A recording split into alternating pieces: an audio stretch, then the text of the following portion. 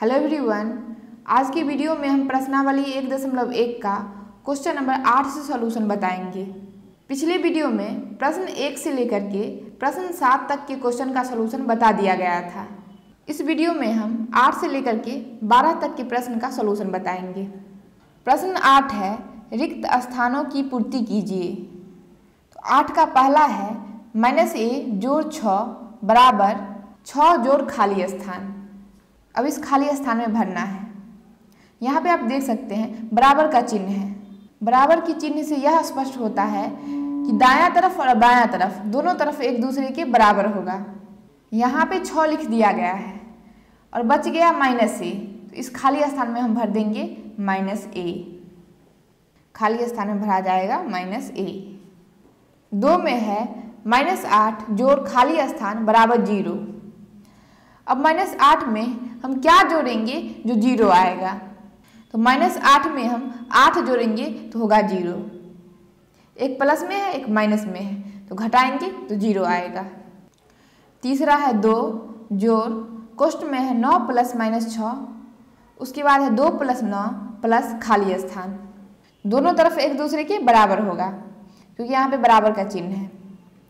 तो 2 + 9, यहाँ पे 2 + 9 लिख दिया गया है। बच गया क्या, -6 बच गया, तो यहाँ पे हम भर देंगे -6। इस खाली स्थान में भरा जाएगा -6। तीसरा हो गया। अब हम चौथा में चलते हैं। चौथा है 15 जोड़ खाली स्थान बराबर 15। अब 15 में कौन सा ऐसा अंक जोड़े जो 15 आ जाए, तो 15 में हम 0 जोड़ देंगे तो 15 आएगा। तो प्रश्न 8 हो गया समाप्त। अब हम प्रश्न 9 में चलेंगे। प्रश्न 9 है, निम्नलिखित को जोड़िए। 9 के ए में है -15 में -18। हमें -15 में जोड़ना है -18। तो देखिए क्या आता है, -15 प्लस माइनस हो जाएगा 18। दोनों माइनस में है तो दोनों को हम जोड़ देंगे। 2 समान चिन्ह वाले को जोड़ दिया जाता है। तो 8 × 5 = 13 का 3 हासिल 1 1 1 2 1 3 और आंसर देंगे माइनस में। जब हम 2 माइनस वाले पूर्णांक को जोड़ेंगे तो आंसर देंगे माइनस में। तो -15 में -18 को जोड़ेंगे तो हो जाएगा -33। 9 का ए हो गया। अब हम 9 की बी में चलते हैं। 9 का बी देखिए क्या है। 9 के बी में -20 में जोड़ना है 17 को। -20 में जोड़ना है 17 को। तो एक माइनस में है एक प्लस में है। जब 2 अलग अलग चिन्ह रहे तो उसमें हम घटाते हैं। यहाँ पे एक माइनस में है एक प्लस में है, तो यहाँ पे हम घटाएंगे। तो 20 में से 17 घटाएंगे तो होगा 3 और माइनस वाला बड़ा है तो आंसर देंगे माइनस में। तो -20 में 17 को जोड़ेंगे तो हो जाएगा -3। 9 का बी हो गया। अब हम 9 की सी में चलते हैं। 9 का सी में है +24 में -16 को। +24 में जोड़ना है -16 को। तो 24 ± -16। अब हम 24 में से 16 को घटा देंगे। 24 में से 16 को घटाएंगे तो आएगा 8। तो 24 में हम जोड़ेंगे -16 तो आएगा +8। 9 का सी हो गया। अब हम 9 की डी में चलेंगे। 9 का डी है -8 में 5 को। -8 में जोड़ना है 5। एक प्लस में है एक माइनस में है, दोनों अलग अलग चिन्ह हैं, तो अलग अलग चिन्ह में हम घटाते हैं। तो 8 में से 5 घटाएंगे तो होगा 3 और माइनस वाला बड़ा है तो आंसर देंगे माइनस में। तो -8 में हम 5 को जोड़ेंगे तो आएगा -3। 9 का डी हो गया समाप्त और प्रश्न 9 भी हो गया समाप्त। अब हम प्रश्न 10 में चलेंगे। प्रश्न 10 देखिए क्या है। प्रश्न 10 है, निम्नलिखित में घटाइए। अब हमें घटाना है -15 में से -5 को। -15 में से घटाना है -5 को। घटाना है तो घटाव का चिन्ह देंगे यहाँ पे। -15 और माइनस हो जाएगा प्लस, तो यहाँ पे लिखाएगा +5। एक माइनस में है एक प्लस में है, तो दोनों अलग अलग चिन्ह हैं। जब अलग अलग चिन्ह रहता है तो हम घटाते हैं। तो 15 में से 5 घटाएंगे तो होगा 10 और माइनस वाला बड़ा है तो आंसर देंगे माइनस में। तो -15 में से -5 को घटाएंगे तो आएगा -10। 10 का ए हो गया। अब हम 10 की बी में चलते हैं। 10 का बी देखिए क्या है। 10 का बी में 25 में से घटाना है -75 को। 25 है, उसमें से घटाना है तो घटाव का चिन्ह देंगे। उसके बाद -75 है तो घटाएंगे -75। 25 माइनस माइनस हो जाएगा +75। अब दोनों प्लस में है तो जोड़ देंगे। 5 5 10 का 0 हासिल 1, 7 2 9 1 10। तो 25 में से घटाएंगे -75 हो जाएगा +100। तो 10 का B हो गया समाप्त। अब हम 10 के C में चलते हैं। 10 का C देखिए क्या है। 10 का C में -8 में से घटाना है -16 को। -8 में से -16 को घटाना है। -8 माइनस माइनस +16, एक माइनस में है एक प्लस में है, दोनों का चिन्ह अलग अलग है। जब अलग अलग चिन्ह रहे तो घटाते हैं। तो 16 में से 8 घटाएंगे तो होगा 8, और प्लस वाला बड़ा है तो प्लस में आंसर होगा, +8 हो जाएगा आंसर। 10 का C हो गया। अब हम 10 के D में चलेंगे। 10 का D है -20 में से -18 को, -20 में से घटाना है -18।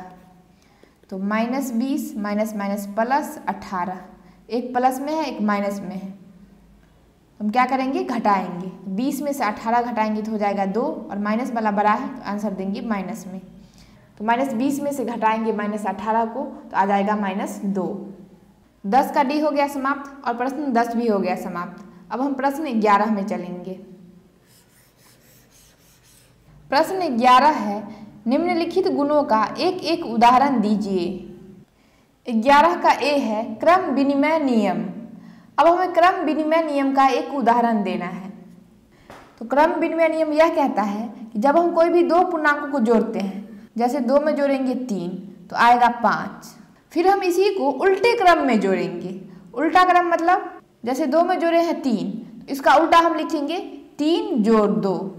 इन दोनों को जोड़ेंगे तो आएगा 5, यानी उल्टे क्रम का योगफल इसके बराबर होगा। यानी कोई भी दो पूर्णांकों का योगफल उसके उल्टे क्रम के योगफल के बराबर होगा, तो वह क्रम विनिमय नियम कहलाएगा। तो इसके उदाहरण में हम क्या लिख देंगे, 2 जोड़ 3 बराबर 3 जोड़ 2। और भी एग्जाम्पल आप ले सकते हैं, जैसे हम ले लेते हैं 8 जोड़ 2 बराबर 2 जोड़ 8। तो ये हो जाएगा क्रम विनिमय नियम का उदाहरण। तो 11 का A हो गया। अब हम 11 के B में चलते हैं। 11 का B है साहचर्य गुण। अब हमें साहचर्य गुण का उदाहरण देना है। तो साहचर्य गुण के उदाहरण में हम देंगे 3 जोड़ 4 प्लस 2 बराबर 3 जोड़ 4 प्लस 2।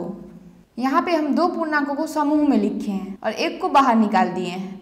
इसमें हम कोई भी 2 या 3 पूर्णांकों को लेंगे और उसको समूह में रखेंगे, और बराबर के बाद भी 2 पूर्णांकों को हम समूह में लिए हैं और एक पूर्णांक को बाहर निकाल दिए हैं। इन दोनों को हम सॉल्व करेंगे तो दोनों का मान बराबर आएगा। जैसे यहाँ पे आप देख सकते हैं, इसको सॉल्व करते हैं। 3 जोड़ 4 प्लस 2 हो जाएगा 6, 6 3 9 हो जाएगा। इधर बराबर के बाद वाला देखिए, 3 जोड़ 4 हो जाएगा 7 जोड़ 2, 7 में 2 जोड़ेंगे तो हो जाएगा 9। दोनों तरफ बराबर आ गया। इस प्रकार से हम साहचर्य गुण का उदाहरण देंगे। और भी आप दूसरा उदाहरण ले सकते हैं। जैसे हम अगला एग्जाम्पल में ले लेते हैं -3 -2 और -5। इसमें हम 2 पूर्णांकों को समूह में रखेंगे, -3 जोड़ -2। इसको हम एक समूह में रखेंगे। बच गया क्या, -5 बच गया। तो इस कोष्ठ के बाद हम लिख देंगे जोड़ -5, और बराबर के बाद वाले में हम -3 जोड़ -5 को हम एक समूह में रखेंगे, और बच गया -2, तो इसको हम कोष्ठ के बाहर में लिख देंगे -2। इन दोनों को अगर हम जोड़ेंगे तो दोनों का मान बराबर आएगा। तो ये हो जाएगा साहचर्य गुण। तो साहचर्य गुण के उदाहरण में ये दोनों उदाहरण हम दे देंगे। तो 11 का B हो गया। अब हम 11 की C में चलते हैं। 11 का C देखिए क्या है। 11 का C है समवरक नियम। अब हमें समवरक नियम का उदाहरण देना है। तो समवरक नियम ये कहता है कि 2 पूर्णांकों को जोड़ने पे उसका योग एक पूर्णांक होता है। जैसे यहाँ पे आप दे सकते हैं, इन 2 पूर्णांकों का जो योग है वो भी एक पूर्णांक है, तो इसे हम समवरक नियम कहेंगे। और भी एग्जाम्पल ले सकते हैं, जैसे -3 ले लेते हैं जोड़ 5। इन दोनों को जोड़ेंगे, एक प्लस में एक माइनस में, तो हम घटा देंगे। 5 में से 3 घटाएंगे तो हो जाएगा 2। तो -3 में हम जोड़े हैं 5 को तो आया 2। तो यहाँ पे -3 और +5 दोनों पूर्णांक था। दोनों पूर्णांकों को हम जोड़े हैं तो आ गया एक पूर्णांक। तो इसे हम संबरक नियम कहेंगे। तो संबरक नियम में ये दोनों उदाहरण हम दे सकते हैं। तो 11 का सी हो गया। अब हम 11 की डी में चलते हैं। 11 का डी देखिए क्या है। 11 का डी है योज्य तत्समक। अब हमें योज्य तत्समक का उदाहरण देना है।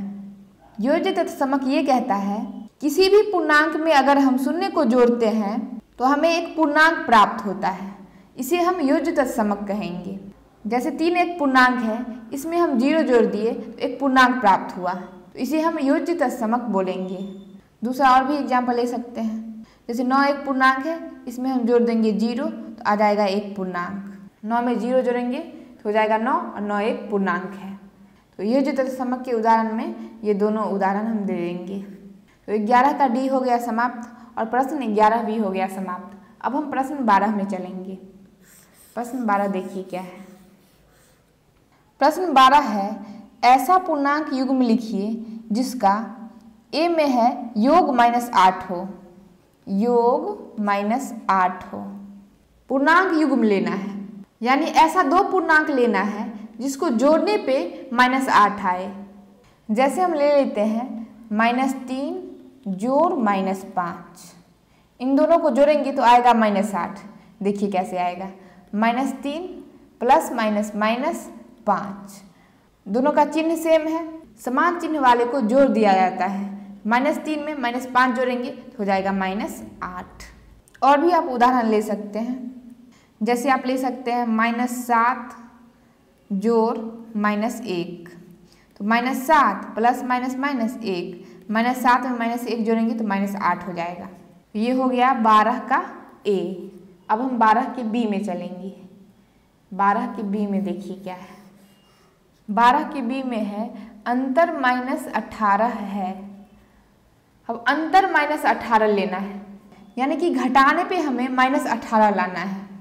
तो -10 में हम घटा देंगे 8 तो आ जाएगा -18। -10 -8 हो जाएगा -18। और भी एग्जाम्पल ले सकते हैं। -14 घटाओ 4, तो -14 और -4 हो जाएगा -18। या 8 में से हम घटा देंगे 26 तो आ जाएगा -18। या 2 में से हम घटा देंगे 20 तो आ जाएगा -18। इसमें से आप कोई भी एक लिख सकते हैं। 12 का बी हो गया। अब हम 12 के सी में चलते हैं। 12 का सी देखिए क्या है। 12 का सी है योग 0 है, यानी कि जोड़ने पे हमें 0 आना चाहिए। तो -5 में हम जोड़ देंगे 5 तो आ जाएगा 0, क्योंकि एक माइनस में एक प्लस में है, दोनों का चिन्ह अलग अलग है, तो अलग अलग चिन्ह वाले को घटा दिया जाता है। -5 में हम जोड़ देंगे 5 तो हो जाएगा 0, या हम ले लेंगे -2 जोड़ 2 बराबर 0। तो ये हो जाएगा 12 के सी का आंसर।